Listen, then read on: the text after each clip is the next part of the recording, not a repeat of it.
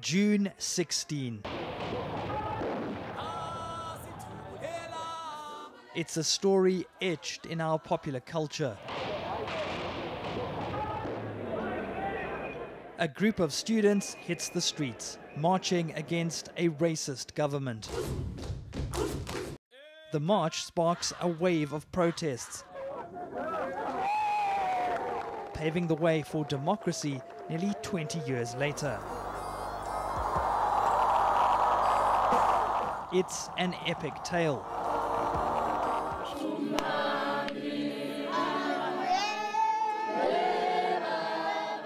And it starts right here at Naledi High School in Soweto. It's 8 o'clock in the morning. The school is holding an assembly, just as it did on that historic day in 1976. In the back row, a special guest. Enos Kochani was a student leader at Naledi. He wrote a letter to the apartheid government rejecting a plan to teach in Afrikaans. The police tried to arrest him. His classmates responded swiftly, planning a march on June 16. So you can see that it was a deliberate strategy by the regime to make it a point that we remain slaves, right? Who could just go and sell labor in the mines and the industries of South Africa. They were literally shutting the doors in front of our eyes.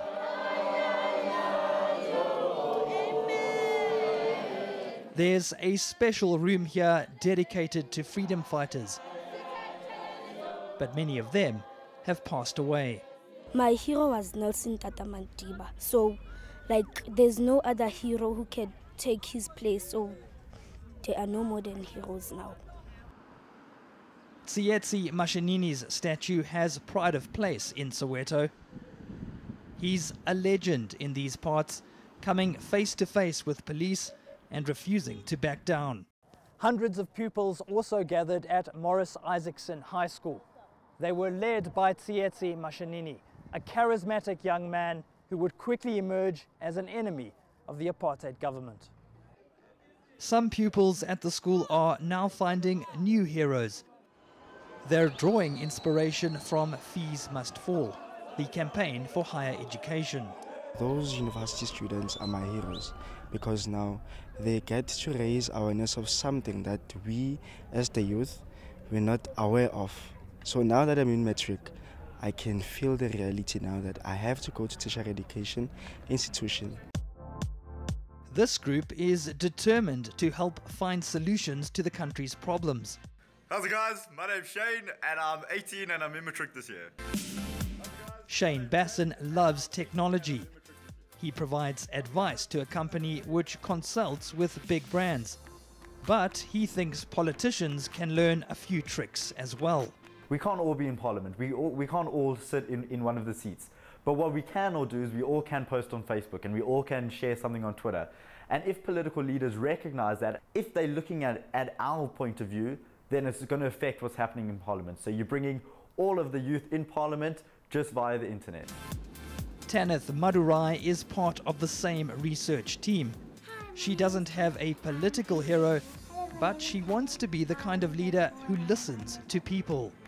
I would like them to say she listens to us and she listens to what we want, not only, she doesn't say this is my way, not anybody else's way. So I think I would want people to say that about me. Back at Naledi High, Enos Kochani is taking a walk down memory lane. The class of 1976 may have fought for freedom, but he says the battle is far from over. Our young students are in need of more role models so that we build that type of patriotism, the type of patriotism that existed with us, who stood up against the regime. Because we wanted to build a new society. We wanted to see a South Africa that belongs to all who live in it. June 16 is a tale of triumph and tragedy, a story of heroes and villains. But in some ways, it's still being written more than 40 years later. Michael Marilia, Johannesburg.